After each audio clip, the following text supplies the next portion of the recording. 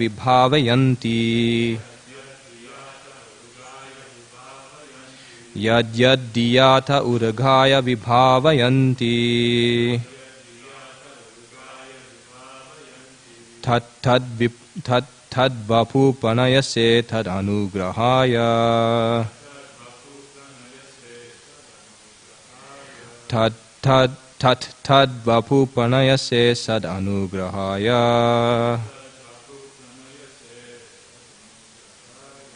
tvam bhakti yoga paribhavita hridsaroja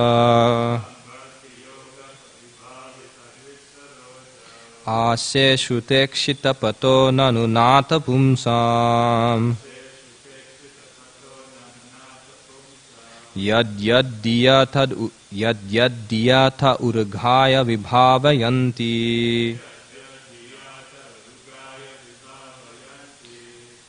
tad vapu pranayase sadanugrahaya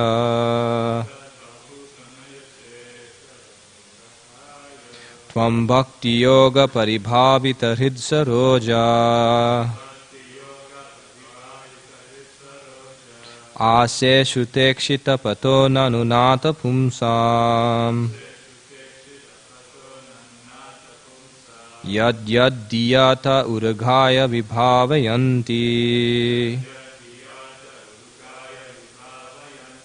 tad vapu pranayase sadanugrahaya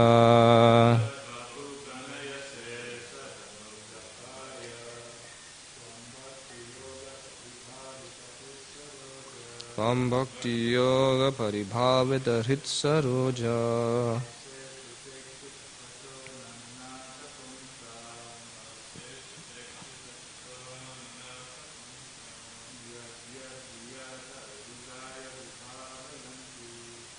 yatya padivaya pavavayanti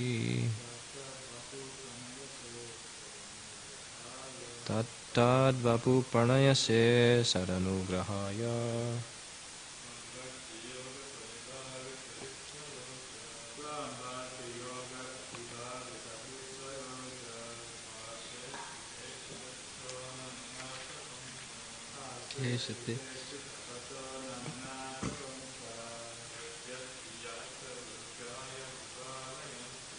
yad yad diyatha urghaya vibhavayanti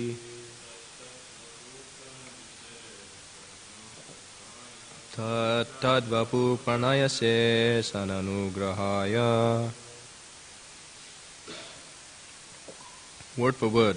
Tvam, unto you, bhakti yoga, in devotional service, paribhavita, being 100% engaged, hrit, of the heart, saroje, on the lotus, ase, you reside, shuta ikshita, seen through the ear, pataha, the path, nanu, now, nata, O my Lord, pumsam, of the devotees, yat yat, whichever, diya, by meditating, te, your, urugaya, O multi-glorious, vibhavayanti, they specifically think of, tat, the very same, vapuhu, transcendental form, pranayase, do you manifest, sat anugrahaya, to show your causeless mercy. Translation and purport by His Divine Grace Abhay Charna Ravinda Bhaktivedanta Swami Srila Prabhupada Jagat Guru Srila Prabhupada Ki Jai. Translation, O my Lord, your devotees can see you through the ears by the process of bona fide hearing, and thus their hearts become cleansed and you take your seat there. You are so merciful to your devotees that you manifest yourself in the particular eternal form of transcendence in which they always think of you. So the purport's long, so we'll chant the Pranam Mantra, we'll chant the Mangala Charan before we continue. Om Jnanatimurandasya Jnananjana Shalakaya Chakshurun militam yena tasme Shri Gurave namaha. Shri Chaitanya manobishtam sthapitam yena bhutale. Swayam rupa kadamayam dadati svapadantikam. Vandeham Shri Guru Shri Yuta padakamalam. Shri Gurun Vaishnavamscha. Shri Rupam Sagrajatam Sahagana Raghunatanvitam Tam Sajivam Sadvaitam Savadutam Parijana Sahitam Krishna Chaitanya Devam Shri Radha Krishna Dharan Sahagana Lalita Shri Vishakhan Vitamscha He Krishna Karuna Sindhu Dheena Bandhu Jagatpate Gopesha Gopika Kantar Radhakanta Namostute Tapta Kanchana Gaurangi Radhe Vrindavaneshwari Vrishabhanu Sute Devi Pranamami Hari Priye Vancha Kalpatarubhyascha Kripa Sindhubhya Evacha Patitanam Pavanebhyo Vaishnavebhyo Namo Namaha Jai Shri Krishna Chaitanya Prabhu Nityananda Shri Advaita Gadadhara Shivasadi Gaura Bhakta Vrinda Hare Krishna, Krishna Krishna, Hare Hare, Hare Rama, Rama Rama, Hare Hare, Hare Krishna, Krishna Krishna, Hare Hare, Hare Rama, Rama Rama, Hare Hare, Hare Krishna, Krishna Krishna, Hare Hare, Hare Rama, Rama Rama, Hare Hare. So we're reading with purport now and discussing from Canto 3, Chapter 9, Text 11. Purport. The statement here that the Lord manifests Himself before the devotee in the form in which the devotee likes to worship Him indicates that the Lord becomes subordinate to the desire of the devotee, so much so that He manifests His particular form as the devotee demands. This demand of the devotee is satisfied by the Lord because He is pliable in terms of the transcendental loving service of the devotee. This is also confirmed in Bhagavad Gita chapter 4, text 11. Yayata mam prapadyante tamstatevya bhajamyaham. We should note, however, that the Lord is never the order supplier of the devotee. Here in this verse, it is particularly mentioned, Tvam bhakti yoga paribhavita. This indicates the efficiency achieved through the execution of mature devotional service or prema, love of Godhead. This state of prema is achieved by the gradual process of development from faith to love. So far Prabhupada is talking about how the Lord extends His mercy, anugrahaya, His causeless mercy. Prabhupada often mentions, actually he's mentioned quite a few times, that of all the glories of Sri Krishna, of all the glories of Sri Sri Radha Gopinath, the greatest glory that should be glorified at all periods of time is that His causeless mercy upon the fallen conditioned souls. And therefore He is known as Dinanath, or the most compassionate upon the fallen conditioned souls. So this nature of the Lord, this compassion of the Lord, naturally puts Him in a position of always wanting to associate and always wanting to engage in loving reciprocation with His devotees. Because after all, it's mentioned that Eko Bahushyam, that Supreme Personality of Godhead, who is one, became many for the sake of enjoying pastimes. So this Supreme Personality of Godhead desires to engage in loving service with the living entity, not because He is in need of it, because He is Atmarama and Aptakama. He is self-satisfied and He can satisfy all of His desires. So there's no need for Him to go outside of Himself. There's actually no need for Him to depend on anything else. Rather, it's for our own benefit, for our own happiness or enjoyment, anandamaya abhyasat, that He engages in devotional service with us out of His causeless mercy. In fact, that is our natural position. Being parts and parcels of the Lord is Satchidananda, and we are also Satchidananda. But the quantity is different. Like Prabhupada says, that the gold ring and the gold mine, both are gold. Qualitatively the same. Quantitatively, of course, different. Same thing with the drop of water in the ocean.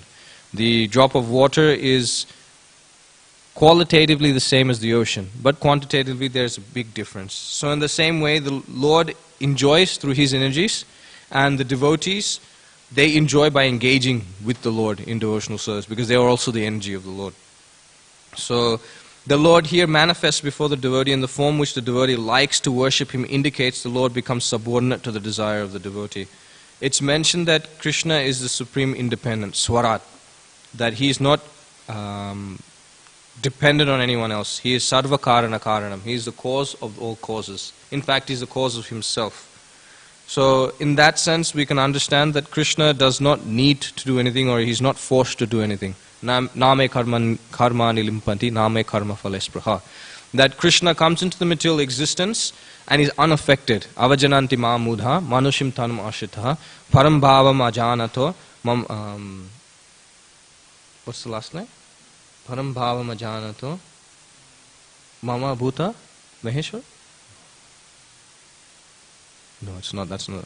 Anyway, so foolish persons think Krishna is accepted a material form of body. Avajananti mamuda, manushim tanamashitaha.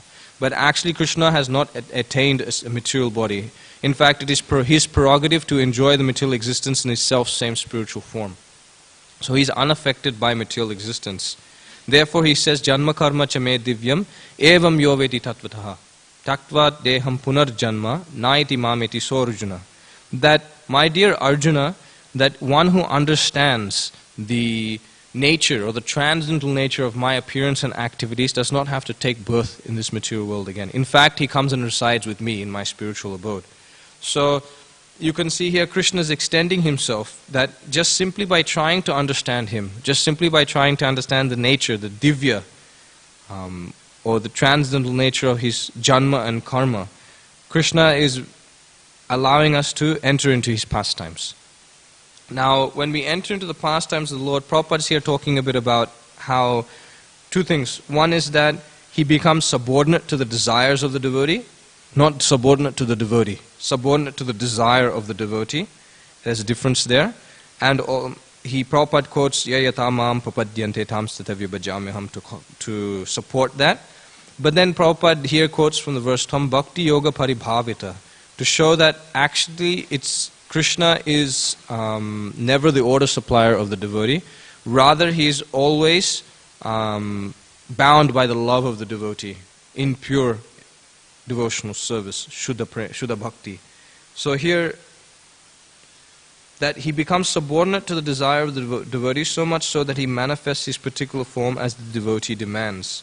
This demand of the devotee is satisfied by the Lord because he is pliable in terms of the transcendental loving service of the Lord. So when the devotee, what is this transcendental loving service of the Lord? Transcendental loving service of the Lord is,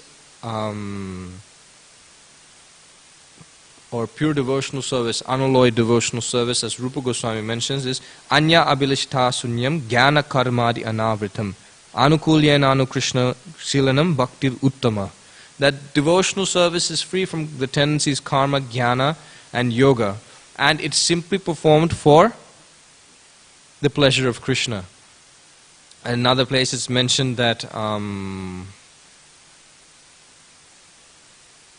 by Narad Muni, that Rishikena Rishikesha Sevanam Bhakti Ruchyate Sarvapadi Vinirmuktam Tat Paratvena Nirmalam.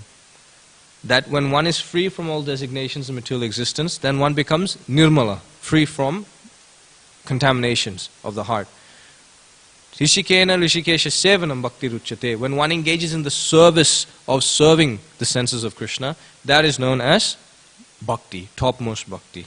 And as we see in the example of the gopis, the topmost devotees of the Lord, that when Krishna was having his headache and Narad Muni happened to be there, Narad Muni inquired from the Lord, how can we relieve your pain? He said, I need the dust of the devotees of the Lord. And Narad Muni actually is a devotee of the Lord, but he felt himself not a devotee. So he traveled around the whole universe looking for the devotees of the Lord and requesting them, please, Sri Krishna has got a headache, Dwarkanath has a headache, so kindly come and give us or give me the dust of your lotus feet, and then I will use it to cure the headache of Lord Krishna. And each of the devotees asked Narad Muni, are you crazy? How can we give the dust of our lotus feet? You want us to go to hell? Of course, he is the Supreme Personality of Godhead. How can he take the dust of our lotus feet? So Narad Muni went around and finally reached Braja. And in Braja he met the gopis and told the gopis that, my dear gopis, your Lord Krishna is having a headache. And the gopis asked him, so what can we do to relieve his headache? He's saying that he wants dust of the lotus feet of his devotee, and that will relieve his headache. And so the gopi said, take as much as you like. As however much you want, take it. But then Narad Muni was confused. Aren't you afraid of going to hell? And the gopis' mentality and mood was that we do not care where we go. Hell or heaven doesn't matter. If we go to hell and Krishna is satisfied and Krishna is pleased, then we will happily go to hell. As Srimati Radharani mentions, that if my happiness is Krishna's source of displeasure, then I consider that happiness as my displeasure. But if my displeasure gives Krishna happiness, I consider that displeasure as the greatest form of happiness. So the mood of the devotee is always to please and satisfy the senses of the Lord. That is pure devotional service. So when the devotee desires to have the Lord in a certain form or a certain way, the form of the Lord corresponds to the mood or mellow of devotional service that the devotee has. So you take, for example, the most subtle form, Dwarkadish and Brajendranandan Krishna. They are the form of the Lord, Swayam Bhagavan, engaged in Madhurya Ras. But the Madhurya Ras is of a different taste in both Vraja and Dwarka. So the form of the Lord slightly changes. The Lord is more in an opulent form in Dwarka. And his opulence is of a simple format in Vraja. Subtle technical detail. But if you want to go for a more easier understanding, you can take it from, for example, Vishnu and Krishna. The form of worship of Vishnu is in the form of Aishwarya Bhav, in proper rule and regulation, and the Lord is worshipped as the Supreme Personality of Godhead, the King of Vaikuntha. Whereas in Braja, the devotees engage in very intimate, more sweet, loving pastimes. So the Lord takes that form. Lord takes that form of a cowherd boy to engage in such rasa. Of course, that's his original form, but to engage with the devotees, then he's happy to show that particular form and engage in that devotional service in that way. Why? Because the devotee wants to serve him. So when the gopis cry to Krishna that you please come back to Braja, they don't cry out of mundane sentiment that you come back to Braja so it's easy for us, so we can just leave our home a couple of doorsteps away, you're there so we can serve you. That is not the mundane, or rather, it's easy for us to serve you in Braja than here, It's in Braja, it's simple. In here, in Dwarka, it's full of opulence, and you have to deal with all these people. And nothing like that. No mundane contamination. Their mood is that if we go to Braja and serve Krishna in Braja, he'll be able to get the greatest ecstasy there. Because he's not able to receive it here for example, when the gopis met Krishna in Kurukshetra, then they requested Krishna to come back to Vraja so that they can serve him there. The mood is not that because it's hard and difficult to worship in Kurukshetra, rather they know that they can give Krishna the highest pleasure in Vraja.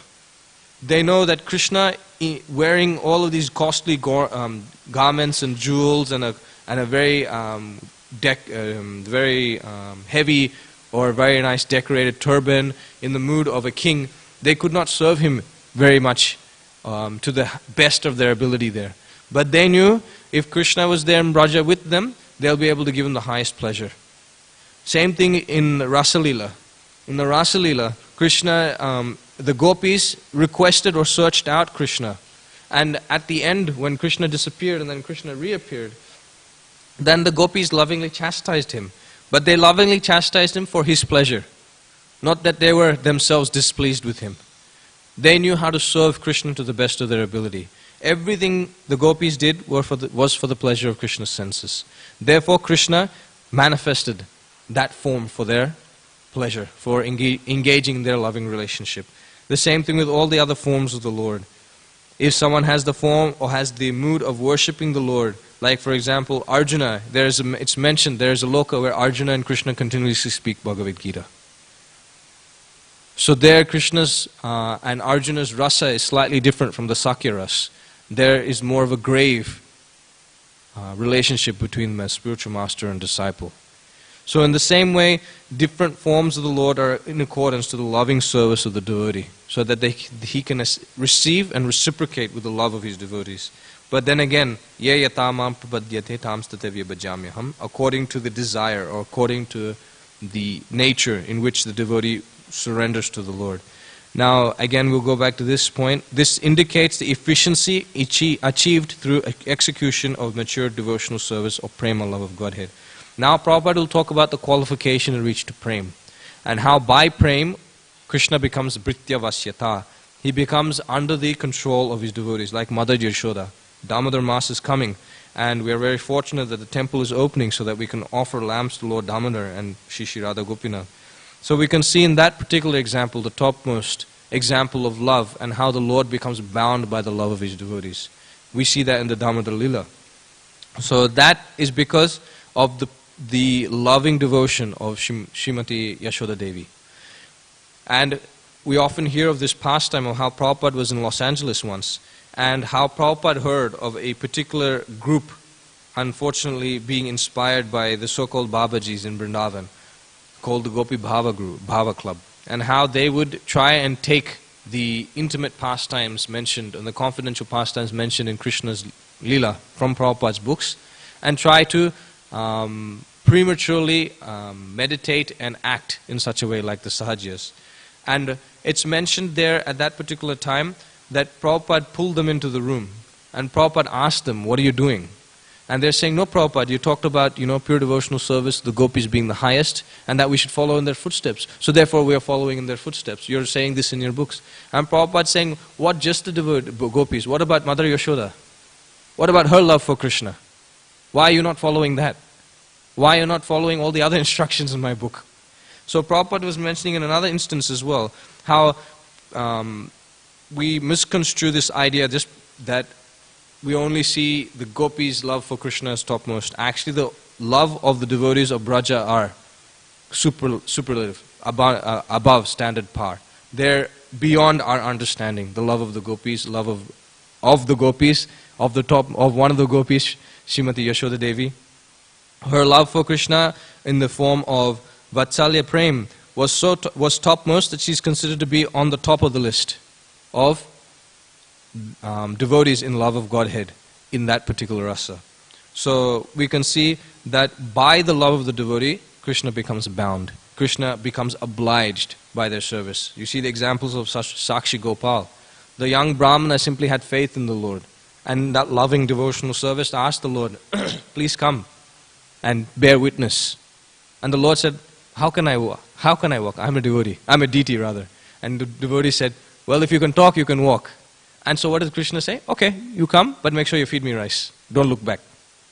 So he has that loving exchange with the devotee. He took that avyakta or unmanifested form and reciprocated with his young Brahmana devotee. And then again manifested that form, of the vyakta form, the manifest form, when he reached the village of the elderly Brahmana. So you can see the Lord reciprocates in terms of how he displays or how he reveals himself. You see in the examples of Chaitanya Charitamrita that when the Lord becomes extremely pleased with the devotee, like for example Sarvabhauma Bhattacharya, he manifested his form of Vishnu and Krishna. To Ramananda Roy, he manifested his form of Radha and Krishna. So according to the mood, according to the love of the devotee, Krishna, Sri Chaitanya Mahaprabhu manifests himself. So another example comes to mind is of the Mahaprakash Leela, that the Lord sat on the throne and he received the worship of his devotees.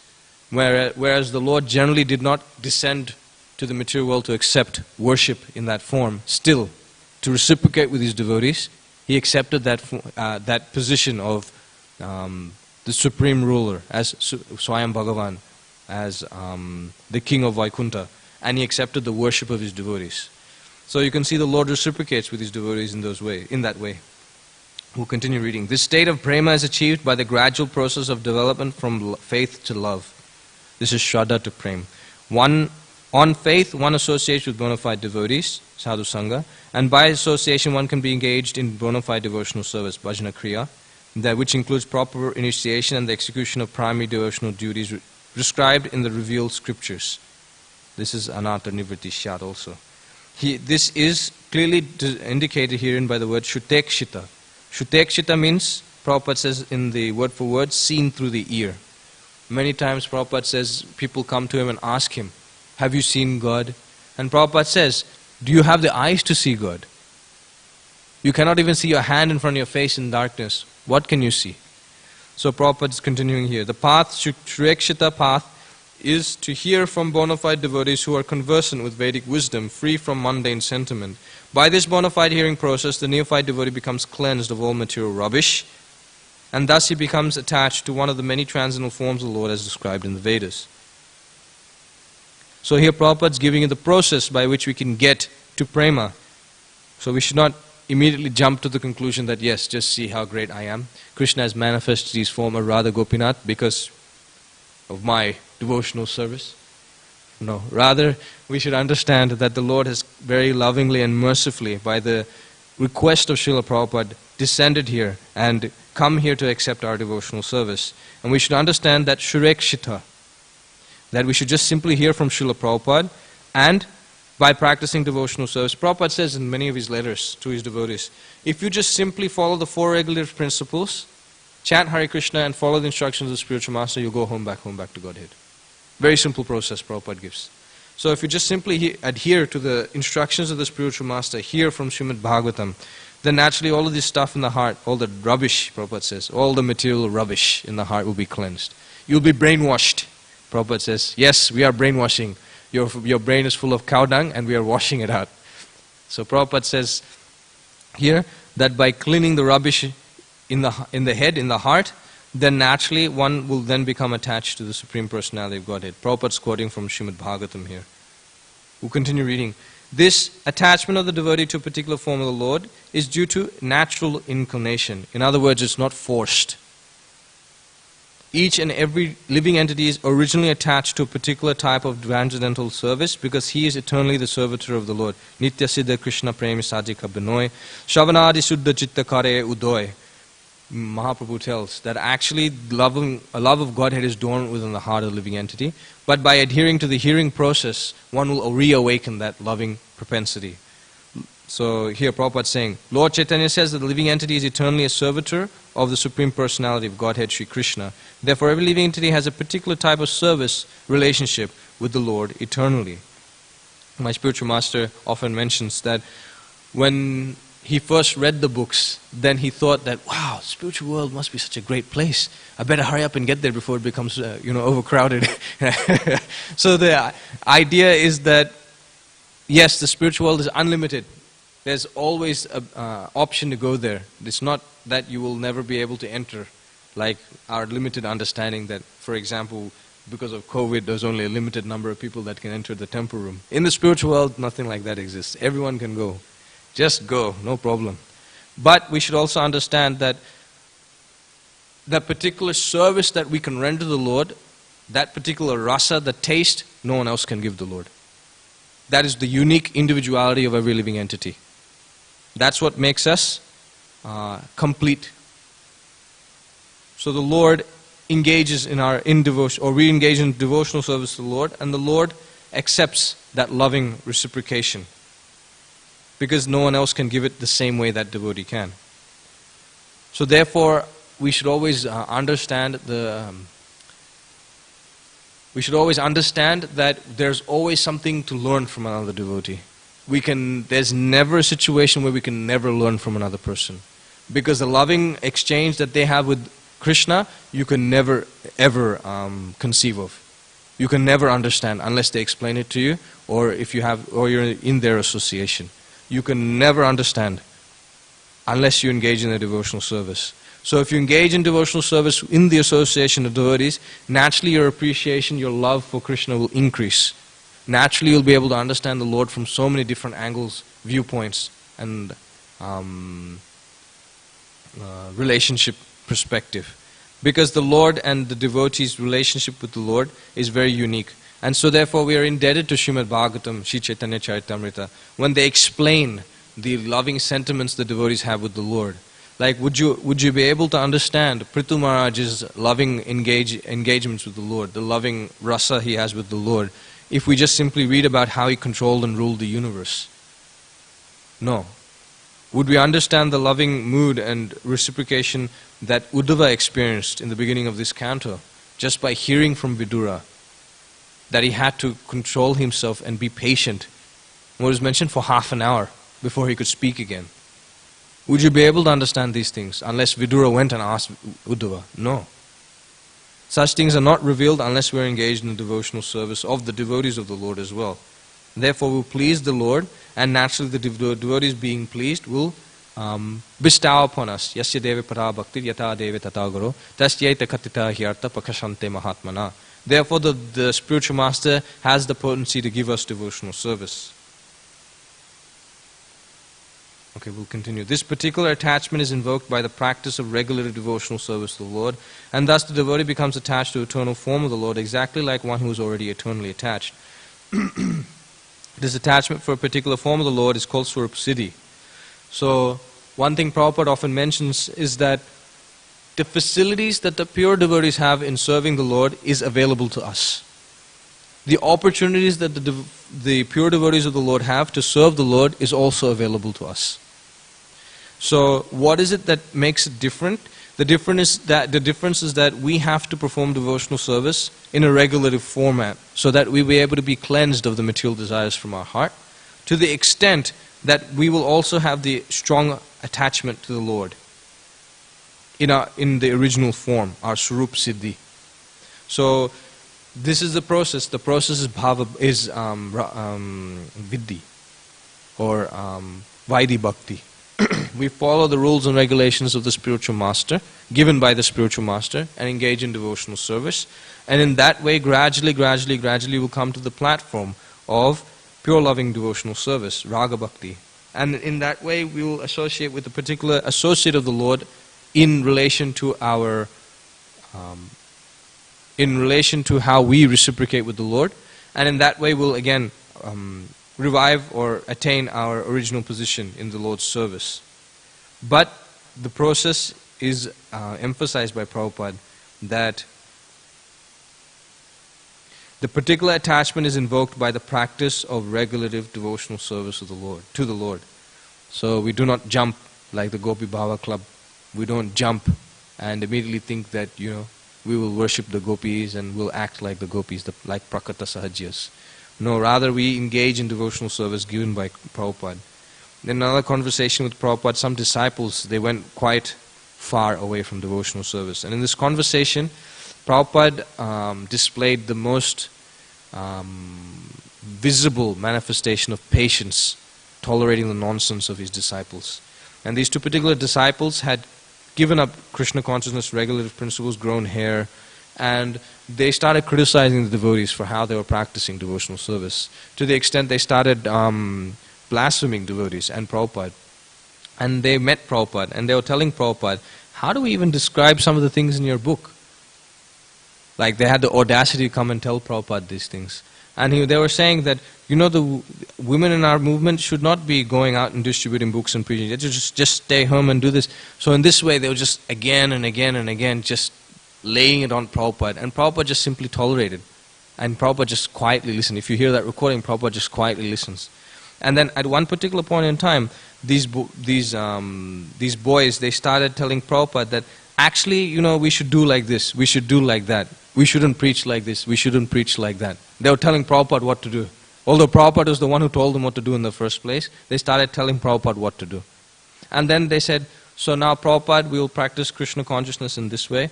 So we have come to you now to seek your blessings so that we can continue.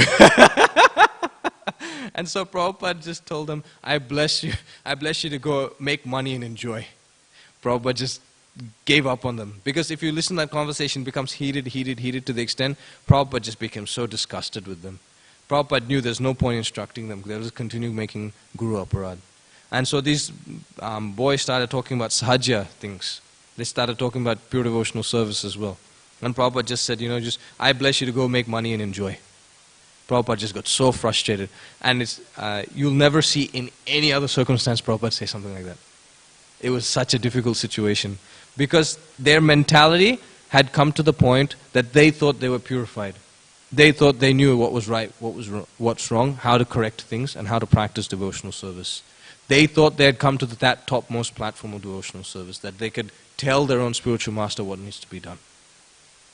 So we need to be careful that this is what we're leading to when we rebel against the spiritual master, rebel against Krishna. This is a gross manifestation of what's coming to be when we neglect the regulative devotional service. So therefore, yes, we'll slip, we'll trip, but we should not fall down and stay down. We should immediately pick ourselves up and again start practicing devotional service and move forward.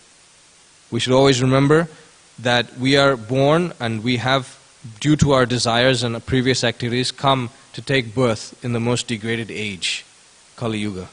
And in this degraded age, technically, self-realization should not be manifest. But by the mercy of Sri Chaitanya Mahaprabhu, it is manifest. The topmost ecstasy is manifest. Not only that, but the potency to perform devotional service, which is originally not available for us, is there, if we just simply chant Hare Krishna and follow regulative principles given by the spiritual master. And naturally, by practicing this devotional service, the spiritual master will take us back home, back to Godhead.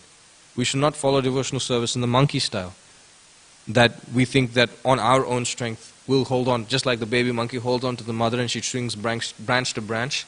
Then obviously there's the risk the baby will fall because of a lack of grip. But cat style is that the mother immediately bites the neck or holds onto the neck of the kitten and takes the kitten from one place to another. And the kitten just simply hangs. He has no choice. He or she has no choice. He doesn't need to do anything extraneous. Just simply let the mother hold on to the neck and that's it. They'll go home back to Godhead.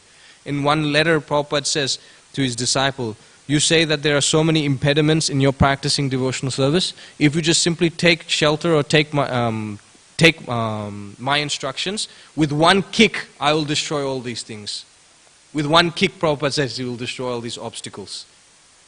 In another place, Prabhupada's telling in one lecture in Melbourne that if you practice devotional service, and then there is a 70% chance of liberations, something like that. And Prabhupada, the devotees would just looked at Prabhupada, oh my God, such a difficult thing. And Prabhupada increased. If you do, then 80% chance, 90%.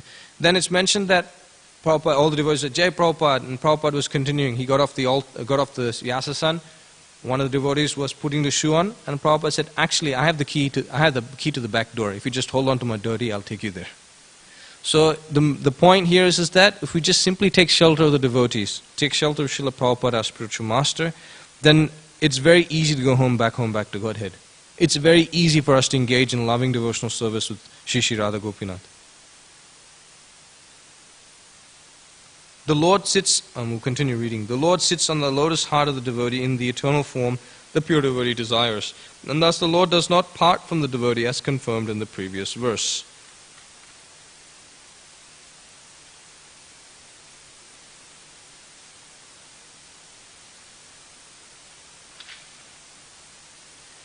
The Lord, however, does not disclose himself to a casual or inauthentic worshipper to be exploited. A casual worshipper, part-time. Krishna, every day I will 1 hour for you, everything else for me, like that. Which is good. Beginning devotional service is good. But if such a person thinks that, now Krishna become under my control, that's quite foolish. You do whatever I like. I put 5 cents in the hundi, now I should get $1 million. That sort of mentality is very foolish. Inauthentic worshipper, avidhi purvakam, that they worship anybody and everybody and then they come to Krishna and say, I am worshipping Ganesh, I am worshipping Shiva, I am worshipping this, I am worshipping that. It is all one. I worshipped you yesterday and I asked you for this, why you not give me? So there, inauthentic worshipper, avidhi purvakam. The Lord does not disclose himself to a casual or inauthentic worshipper to be exploited. Here's something that you can think about. Before coming to devotional service, this understanding of who is God, how does he look like, what is my mission in life, what's the purpose in my life, all of these questions remained unanswered. The biggest question, who is God? Why am I suffering? All of these questions remain unanswered. But simply by coming to devotional service, just taking a step into the temple, everything is satisfied. All those questions become satisfied. You can come and take darshan of Radha Gopinath, the Supreme Personality of Godhead, which ordinarily you would not be able to take darshan of, because they are beyond the mundane senses. But they have come and taken a form for us to easily approach and worship them and engage in their loving devotional service. So the Lord remains concealed to the non-devotees or casual, he does not disclose himself to casual or inauthentic worshipper to be exploited. So here's a very interesting point. Anybody that comes to devotional service, either by taking a book, taking prasadam, coming and seeing the Lord, we can understand that they are fortunate souls. That although they may be casual worshippers or inauthentic worshippers, but by the mercy of the Lord, the Lord becomes disclosed to them. He becomes manifest to them in a way that they can appreciate. And they benefit from such interaction with the Lord, although being in that state. Prabhupada will continue speaking about this. And this is confirmed in Bhagavad Gita 7.25. Naham prakasha sarvasha yoga maya samamvita mudayam abhijanati mamebhya paramam abhyam. I think that's the end of that verse. Rather, by yoga maya, the Lord remains concealed in the concealed to the non-devotees or casual devotees who are serving their sense gratification. The Lord is never visible to the pseudo-devotees who worship the demigods in charge of universal affairs. That's the inauthentic worshippers. The conclusion is that the Lord cannot become the order supplier of a pseudo-devotee, but He is always prepared to respond to the desires of a pure, unconditional devotee who is free from all tinges of material infection. So, I rest my case that it is by the mercy or by the desire of Srila Prabhupada that we are able to see, and the Lord has disclosed His form as Shri Radha Gopinath to us. It is by the mercy of Srila Prabhupada that we can see Lord Jagannath Baladev and Subhadra. By the mercy of Srila Prabhupada we can see Gaur Nitai. Otherwise, what is our position? What is our hope? What hope do we have? Being contaminated, being worse than a casual devotee, worse than a inauthentic worshipper. But by the mercy of Srila Prabhupada, Krishna, who is always prepared to respond to the desires of a pure unconditional devotee, manifests Himself. Like Prabhupada says, here's a great example. Prabhupada says when Radha Gopinath, he's installed them and he was about to travel, he said that I'm leaving in the hands of mlechas. I cannot take responsibility. You please take care. Prabhupada told Radha Gopinath. And Prabhupada recollects the next time he comes. I think devotees had relocated to Glebe, and Prabhupada was there. And he was he looked at the deities and how they were being worshipped, and he was very happy. And then he disclosed to the devotees, this is my prayer before I left. And just see how Radha Gopinath has reciprocated with you all and your loving devotional service. So you can see, Prabhupada, he did that. He brought the Lord here for our benefit. For our benefit. So we're indebted to Srila Prabhupada, indebted to Shri Radha Gopinath. So we should always remember our position, and always remaining humble. We should always engage in the service of the Lord and express our gratitude to the Lord. And by doing so, then naturally we'll be soft at heart. And being soft in heart, we'll engage in more loving reciprocation with the Lord in His devotional service. To the extent Prabhupada says that you should perform devotional service to the extent that when you come before their lordships, you should immediately hear them asking you, so what have you done for me today? That's like a revolutionary thought, when you go in front of the Lord, you just think, I need to take darshan, He's wearing this, He's wearing that, He looks like this, that's the color of His cloth. My Lord, please give me your mercy, I can engage in your devotional service, please forgive me, thank you. That's all. He's got a beautiful smile, that's enough for me, right? But then, Prabhupada's saying that you should perform devotional service in such a way that you come before the Lord and the Lord asks you, what have you done for me today? So what does that mean? It means that Prabhupada's opening us the path to be able to converse with the Lord directly. If we just simply engage in devotional service, how Prabhupada has given us. If we just simply engage in devotional service according to rules and regulations, naturally we'll be able to receive the mercy of Sri Chaitanya Mahaprabhu to be able to engage in a loving relationship with Radha and Gopinath. So today's verse focused a lot about how the Lord reciprocates with His pure devotees the desires of the pure devotees because of their unalloyed devotional service to Him. He does not give Himself to any Dom, Dick or Harry, as Prabhupada says. He does not give it to any unscrupulous person. An inauthentic, casual devotee does not get that mercy of the Lord. Because the Lord gives Himself to those who are fully surrendered to Him. So, how does one come to that platform? Then Prabhupada says here, that by regulated devotional service beginning from hearing, Shraddha, faith, Sadhu Sangha, by engaging, Sadhu Sangha Bhajana Kriya Nata Nivyati Syat, by engaging in devotional service, following the orders of the spiritual master. There, by seeing through the ears, devotees, O my Lord, your devotees can see you through the ears by the process of bona fide hearing, and thus their hearts become cleansed, and you take your seat there. You are so merciful to your devotees that you manifest yourself in the particular eternal form of transcendence in which they always think of you. So by the mercy of the spiritual master, bona fide devotees of the Lord will hear about Krishna cleansing the heart. Then naturally the Lord will reside within our heart. I can't remember that verse. Do you remember? Bhagavatam, first canto, second chapter. That the topics of Srimad Bhagavatam cleanse the heart, and the Lord comes in. Nashta prayasha budreshu nityam bhagavata sevaya. Bhagat, no? Uttama shloka bhaktir bhavati naishtiki. Yeah. So by engaging in this devotional service, beginning by hearing, sthane stita shrutigatam tanuvan manobir. Whatever situation you are, simply engage in hearing, and naturally you'll come to the stage where the Lord will be manifest within the core of your heart. And Prabhupada says devotional service is simple for the simple but complicated, or difficult for the complicated. So we just simply have to take devotional service as Prabhupada has given us, and not concoct or speculate anything, and naturally we'll be able to come to the platform of devotional service, pure loving devotional service to the Lord very easily. Okay, so I'll end here. Any comments or questions? Okay, thank you very much for listening. Grantaraj Srimad Bhagavatam ki jai, Shri Shri Radha Gopinath Bhagavan ki jai, Jagat Guru Srila Prabhupada ki jai, Nithai Gaur Premanande.